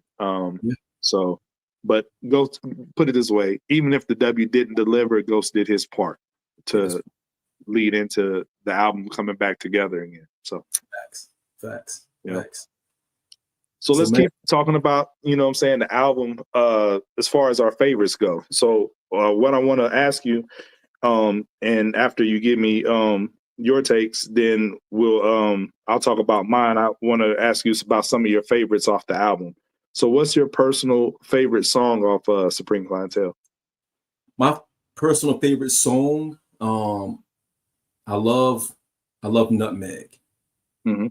I love One.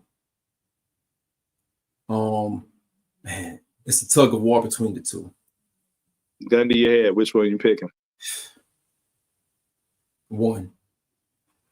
I like it. I like to pick. One. Definitely one. For me, it's Mighty Healthy. Mighty Healthy is not only my favorite song on this album, it's my favorite Ghost song, period. Just love that record. It's just something about it. Every time I hear Mighty Healthy, it's like the first time I heard it. It just, you know what I'm saying? It just goes crazy. The way he comes in, both hands clutchy, chilling with my man Rusty low down, blew off the burner kind of dust. Like the pocket that he's in, mathematics production, that beat is one of my favorite Wu beats of all time. You know, Crazy. not, I'll put an asterisk, not by RZA. You know what I'm saying? Crazy. Mathematics did his thing on there, so shout out to Mathematics. So not only my favorite Supreme song, but my favorite Ghost song overall. Indeed. What's your favorite beat on the album? That's another good one, man. I still like One. I think One kind of, I don't know, maybe We Made It. I like We Made It. Okay. I like We Made It. Is it, man, that's a tough question. I love this album so much, man. I can tell you every piece. Would you lean towards Me? We Made It, since you gave One the love on favorite overall song? We Made It, yeah. Yeah. I'll go We Made It. Because I love the original movie. I love the original sample. Yes. So yeah. If this is our Supreme Clientele Grammys.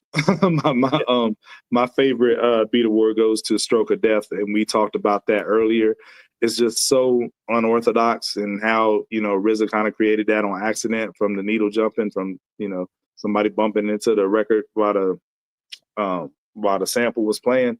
I just love it, and the way they just go off. They're just barring up, no hook, just kind of, you know, just barring up on there. But I love that beat. That's my favorite beat. Yeah. What's your favorite verse from Ghostface on the album? This is probably the hardest category.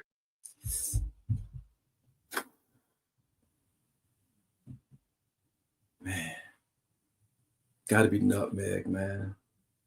I don't know. You guys still keep going back between Nutmeg or One. Yeah. Nutmeg. First, yeah, good. Scientific. Mr. Optimistic. You about to miss it. Watch me dolly. Like, yeah. Crazy. I dig it. Yeah. For me, you know, since you didn't pick it, that was my pick. The first verse on One. You know, so he just goes crazy on that, man. We at the weed gate waiting for Jake. Want 8 ravioli bags. Like, yeah. I mean, yeah. I have a hard time picking between the first to the second verse, but I think what he's doing on the first verse is just so crazy. That's my favorite. Yeah. And then the last question I have for you: what is your favorite guest appearance verse on this album? Of course, RZA. RZA on all of them. Most of them go against the grain. If I had to pick one, go against the grain. The hip hop quotable in the source. Yeah. Yes. RZA shined on this joint, man. He really did. Nutmeg, RZA shine on Nutmeg. Nutmeg can honestly go toe to with RZA was rapping on this album, bro. Yeah. I mean, I'm thinking through my head. I'm processing at the same time. Nutmeg RZA was special.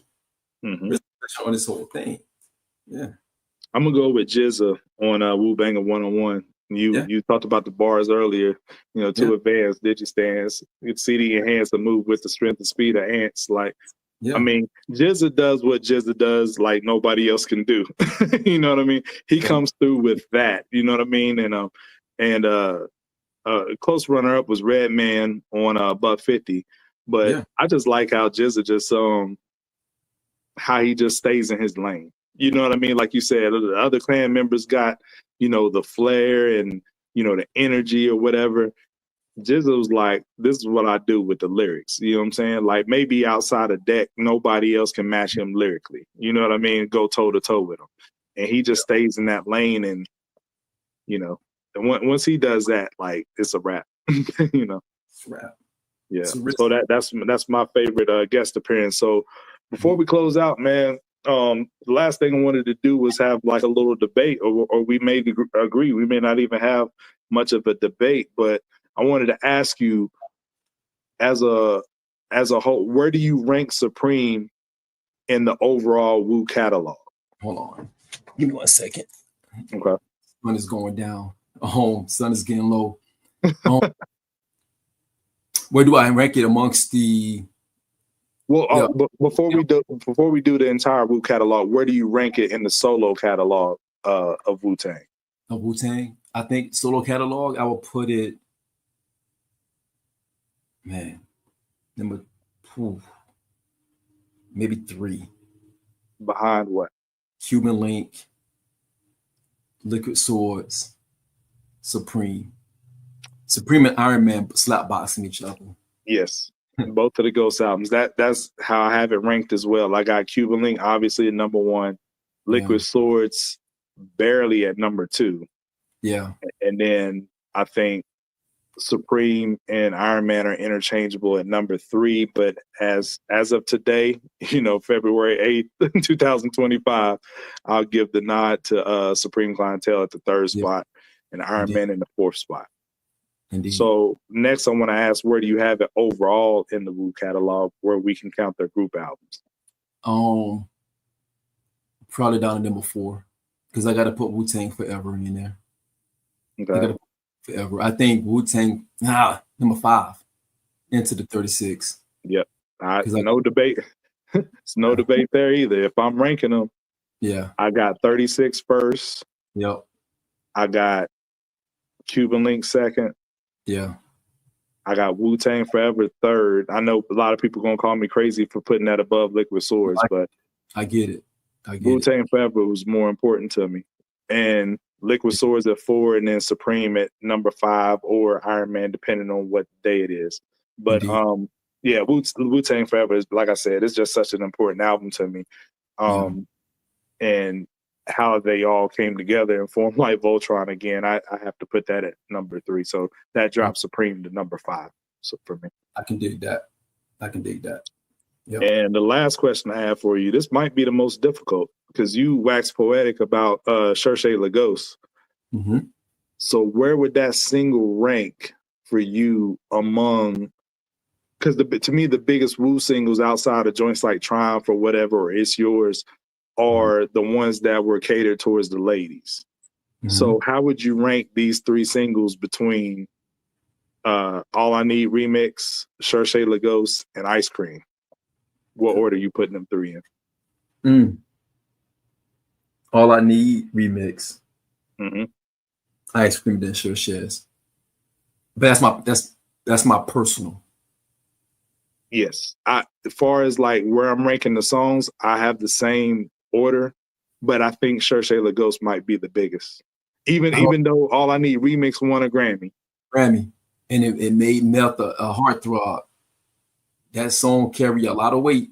It did, but Cherche Lagos crossover, like I said, to a whole different fan base that didn't tap into Wu before that record.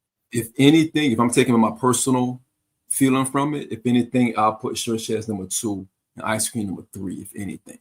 Because people played All I Need at the weddings. Right. And Ice Cream is still more like a street record, so to speak. You know what I mean? Like in a way. Right. Ice Cream just had like a cultural impact, if you will. It's a cultural movement. Yeah. Cherche is a crossover. It's a true crossover hit. Right. If there ever was one from a Wu-Tang artist, that's a crossover. That's one of them. All I Need was a crossover hit, if you will. But it's a hybrid because I think it's just as much as a crossover hit as it is a cultural hit. Yeah. Like Wu-Tang as a whole, remember when Jewels was trying to tell the Lox, so y'all ain't got no song for the ladies, and then he ran off a medley. Jadakiss and the Lox ran off a medley of hits, you know what I'm saying, and shut them up during the verses. Wu-Tang has never been one to have, they have songs in the stash, to cater towards the women. Yep. But I think that, Ice Cream is what it is. You got classics like Kamei, you got the All I Need Remix, but I would go as far as to say, like, a lot of ladies would come to Wu-Tang concerts specifically hoping to hear Cherche Lagos, and I think that's the separator. Agreed. Man. Yeah, man, I think we got everything on the docket, man. Everything on the docket, bro. Everything on the docket. It's feel good show, man. It's feel good. Absolutely. Feel good to get back into the crate and talk about, Supreme Clientele on the 25th anniversary of Supreme Clientele. This is something that we talked about for the past several months leading up even to this. We want to get this one off the chamber. Again, shout out to the team, Coop, shout out to Andrew, behind the scenes doing so many things. Andrew, actually did the visuals for this thumbnail, which is, to me, is phenomenal. It looks so good. Yeah. But shout out to Andrew, shout out to Coop, you know, all the things on the rap coming to you near really soon, really soon. We're spinning the block back on y'all on what Thursday night, this Thursday coming up. Yeah, episode 56, right? Yes, sir. Episode 56. You know, we're gonna talk about a little bit of Super Bowl stuff. And again, shout out to the crew, man. Shout out to everybody who rock with us. Rock with us, we rock with you. We love us, we love you back. So again, AG, we done, man. Yeah, like, subscribe, and share. You're gonna hear from us again soon. We telling stories out here. Scoop Stories is the legendary segment that y'all don't know about yet. Wu-Tang forever and a day. Forever, man. Peace. Peace, y'all.